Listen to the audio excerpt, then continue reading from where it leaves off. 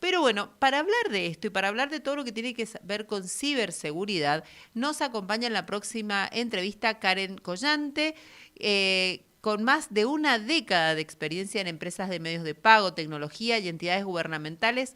Karen nos va a contar un poquito de qué se trata esto de la ciberseguridad y qué tener en cuenta a la hora de incursionar en la compra a través de medios digitales. Muy buenos días, Karen, no sé si nos estás escuchando. Muy buenos días, ¿cómo están? Y bueno, sí, efectivamente, la gente termina siendo estafada y hay obviamente unos pasos que podemos hacer antes como para cuidarnos de que estar comprando en el lugar correcto, en el sitio adecuado y a la persona también indicada. Bien, ¿y cuáles son esas recomendaciones o algunas de esas recomendaciones?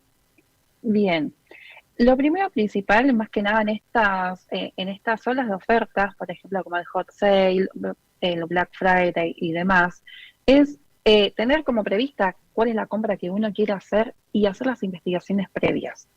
Es decir, en estos momentos, es cuando más el ciberatacante quiere como aprovecharse de esa situación de auge y se envían muchos correos electrónicos que son falsos, que es el famoso phishing, y también a veces suelen suplantar, o sea, hacer un sitio web que en sí es fraudulento, pero que es muy parecido al original. Entonces, prever cuál es la compra.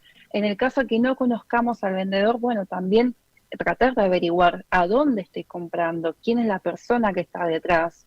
En muchos casos, al menos yo lo que hago, y lo he hecho con varios, hasta incluso con varios emprendedores, es, bueno, yo quiero comprar algo, entonces veo si tiene Instagram, intento que establecer alguna comunicación, después si hay algún tipo de WhatsApp, si tiene un local físico o no, o sea, trato de hacer todas unas averiguaciones previas antes de decidir finalmente la compra.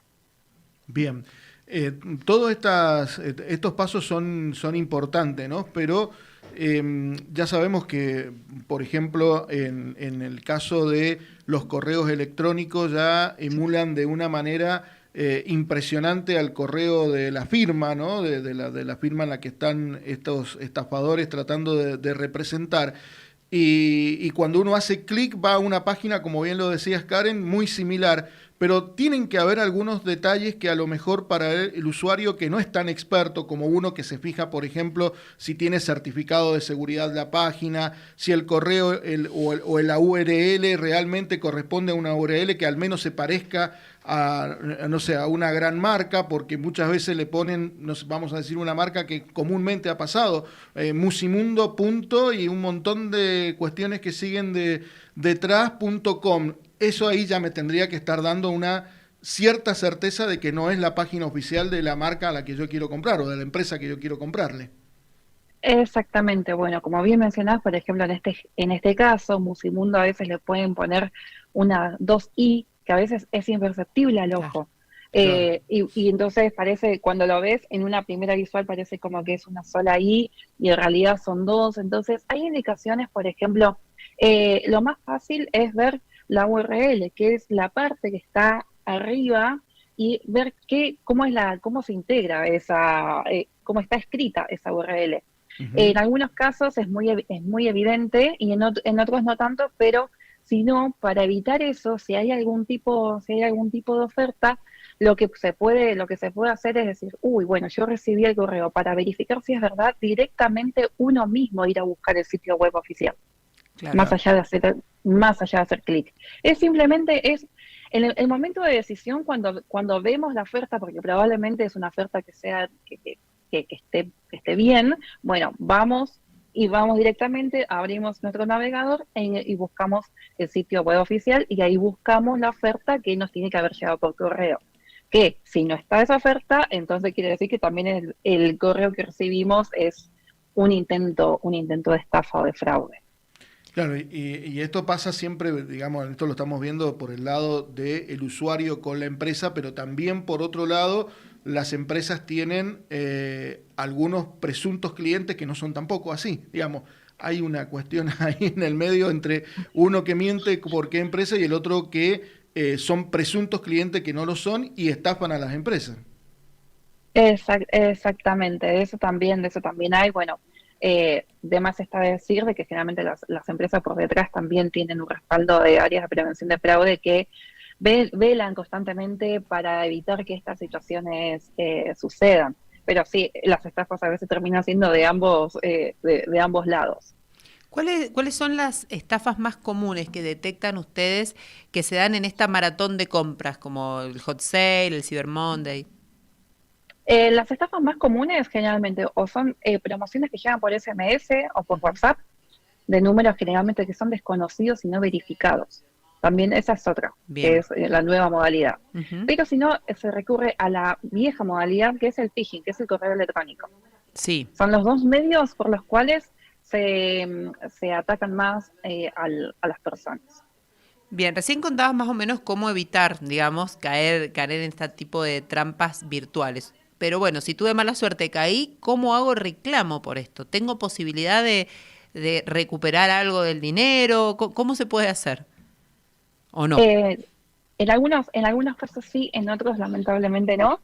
En algunos, lo que sí, cuando uno es o se da cuenta que es víctima de fraude, lo primero que tiene que hacer es no eliminar nada. Ujú. ¿Sí? ¿Por qué? Porque cada mensaje, cada rastro y demás, eso después puede servir para hacer una denuncia. Bien. Entonces, si el fraude fue hecho en alguna, o el intento de estafa fue en un sitio de e-commerce conocido, bueno, directamente se canaliza por el canal de denuncias del e-commerce.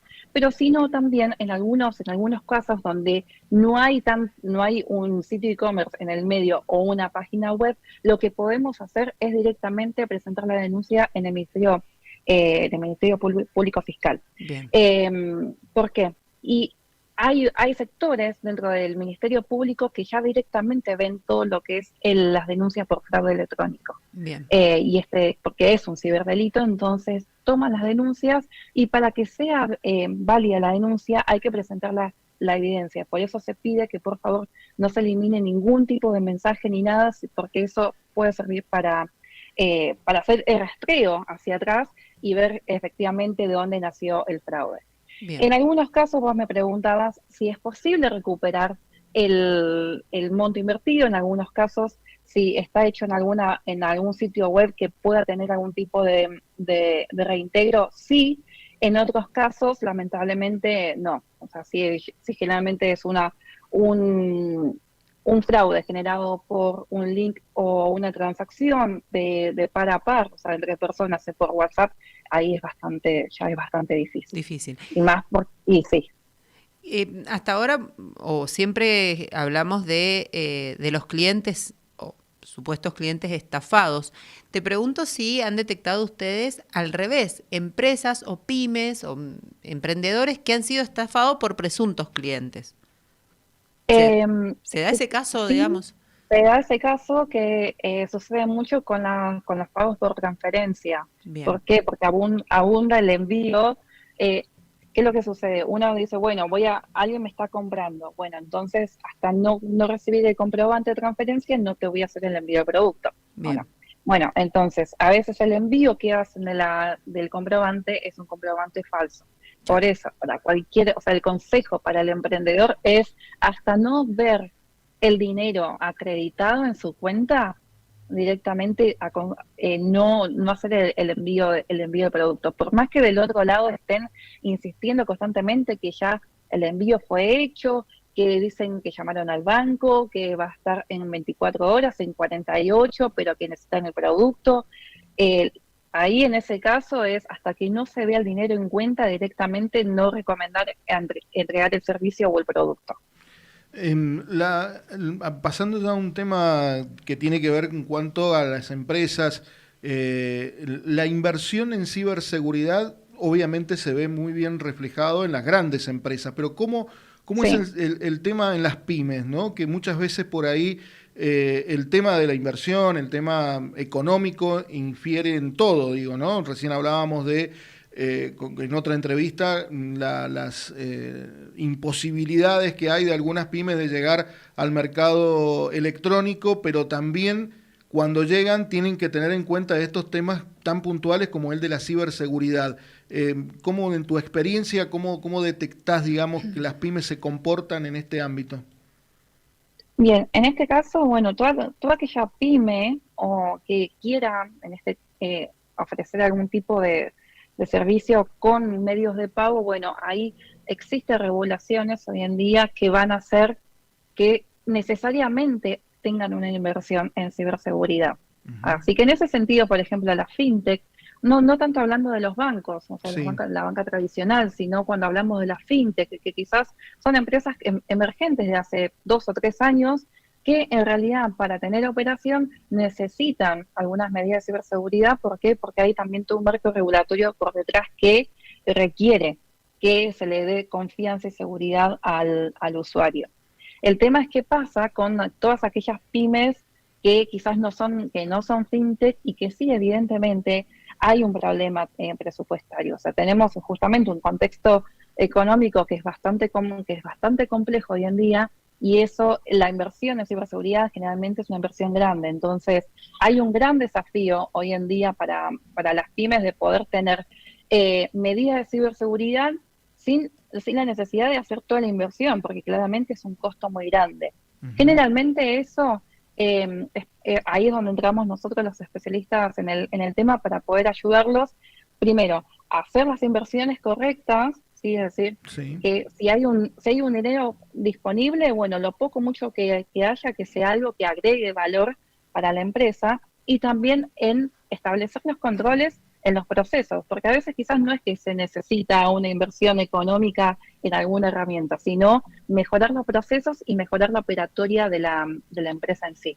Claro, porque bueno, vender en Internet, como comúnmente se lo denomina y se lo llama, tiene más allá del hecho mismo de la venta, tiene implicancias de riesgo, ¿no? De riesgo con todo lo que hemos estado hablando.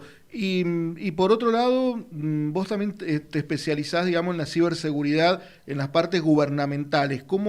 Sí. ¿Cuáles son los temas más comunes, digamos, así en lo que se pueda comentar y lo que se pueda hablar, que tienen en problemas de seguridad los gobiernos, los entes gubernamentales?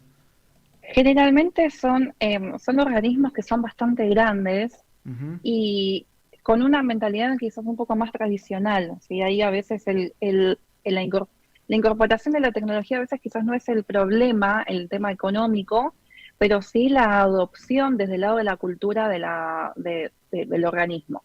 Y hoy en día lo que más hay que cuidar, ¿sí? Bueno, tenemos en este caso en Argentina lamentablemente hechos que han afectado a grandes entidades Sí, gubernamentales como el y robo donde de las licencias de conducir, que fue hace se poquito vieron tiempo. expuestos nuestros datos, Ujú. y ahí ese es el principal desafío y es a donde todo debería apuntar a cuidar, que es el Claro.